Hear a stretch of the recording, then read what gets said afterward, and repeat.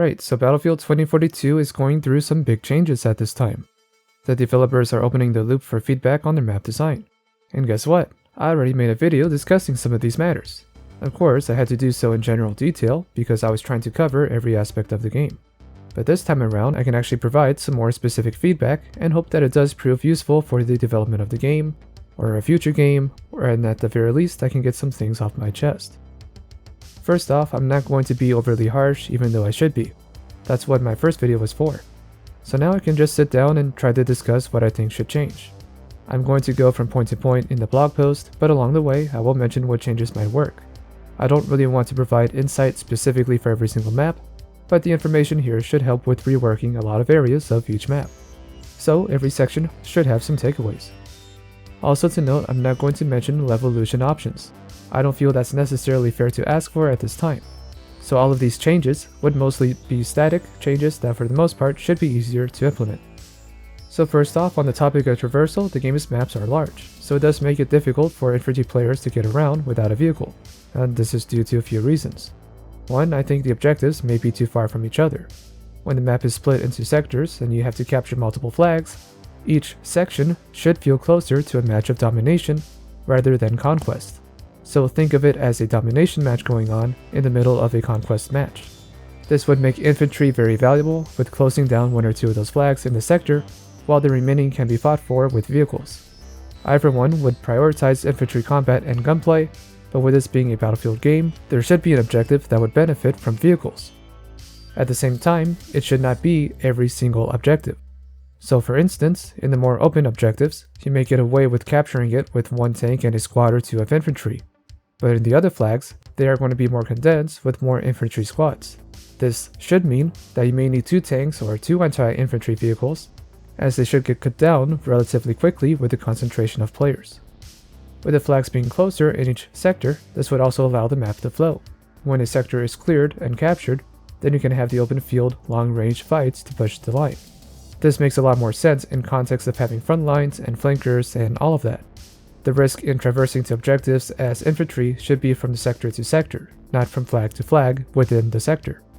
The vehicles in this case would be the bridge between the sectors to help push through those lines. In this portion of the blog where they are talking about intensity, it's mainly about figuring out whether the player count should be at 128 players or 64. I feel this is an easier one for trial and error, as you may as well try both and have them be an option. 64 players may make certain areas of the map feel abandoned, but you could probably close off the other areas of the map and make some small adjustments to better support a 64 player lobby. Nothing drastic, I'm not saying the map would need to be redesigned, instead to possibly move the objective location slightly if necessary. I would personally say just to leave everything be and try the map as is with 64 players. Yes, it may make the map seem less busy, but that would also allow players for more freedom and flank routes that would otherwise be shut down. And again, not necessarily a permanent change, just something for a trial and error. For this section of line of sight, they're discussing how the enemy can see you from different areas of the map. And with most areas having a flatter landscape, it just leads to trench-like warfare, where anyone would get fried the moment they hop out of cover. The developers are already going to make some changes to move the combat to areas with better cover, so there's less long line of sight options. Specifically, they are talking about the map Kaleidoscope. However, I really do believe they should rework Hourglass. For me, Hourglass was a big disappointment. When I heard there was going to be a stadium, I was really hoping this would be a more critical area of the map, where the infantry combat would be. However, the stadium is tucked away to the far edge of the map. I haven't actually stepped foot into the stadium, so I don't even know how that section plays on its own. Okay, so I don't have the stadium available, so I guess I can play in the city. Well, not really. All but 3 buildings are out of bounds in the city. So what do we have left? The desert. The mostly flat and uninspiring desert with a few small buildings. This map doesn't need a rework, it needs a remake. Bring the stadium closer to the city and make more of the city available. I understand this map is built based off of a real location, so they kind of want things to be spaced out more or less how they are in real life. However, that will not work for this map. You can't have 2 major centerpieces be stuck on the edges of the map. Using this crude drawing, this is how I would redesign the map. Use the actual city and put the stadium off to the side near the center. Or split the city up with the stadium in between. Some skyscrapers may need to be changed out for parking lots and other smaller buildings that can actually be used. or even bring down a skyscraper, split it in half, and use the fallen half as a makeshift bridge across the city. But outside of that, this would convert the map from being very vehicle heavy and trench-like to something closer to Dawnbreaker or Sunken Dragon from Battlefield 4. And in regards to the skyscraper, I'm not saying that is a levolution, I'm saying that's how the map is the moment you spawn in. So it's not like you have to trigger an event for that to happen, that's just how the map is. Anyways, line of sight overall is something that can be fixed with objects and a few buildings if they want to go that route. Although that will help with eliminating the line of sight, it may not help with the map flow directly. This is why I strongly believe Hourglass needs to be remade and not reworked. Now in the section of pathing, I don't really understand this one section. They're saying that players are having a tough time to finding a good path to and from objectives, but I'm not sure what that means. The Battlefield maps are usually open and allow for a lot of pathing options. Most times you're not funneled to going to the objective in one way. I feel this may have to do more with the line of sight and this next topic. On the topic of cover, they plan to add more cover in the open areas of each map. This is to prevent people from being shot at from any direction in certain areas. I will say that some areas should be open with little to no cover. Certain areas should be no man's land and be very vehicle focused. However, open areas near or between objectives should not really exist. You can add cover like rocks or smaller buildings and shacks to better help the flow of the map. Again, make the flags in a sector feel more like a domination match.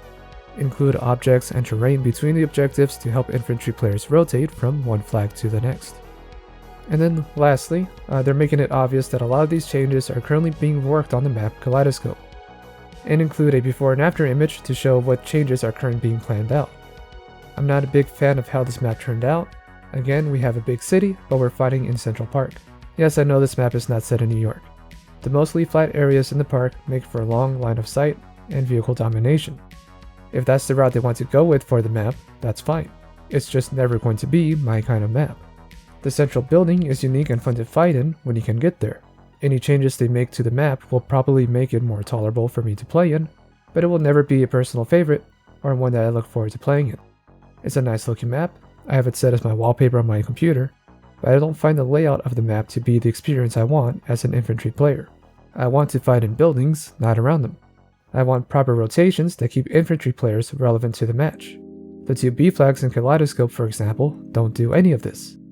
What are we fighting for on those flags? A canopy and a few picnic tables. Not an underground mall like in Shanghai, not for a singing centerpiece like in Sunken Dragon, not even for a stadium, but for a few picnic tables. There's no context as to why I should even think about going to the B flags. No tactical or practical advantage other than to spawn there and hope I don't get blown up by a tank or a jet, or get gunned down by a machine gunner or sniper somewhere off in the distance. Again, Kaleidoscope is just not a map for me, and I'm doing what I can to provide my reasons.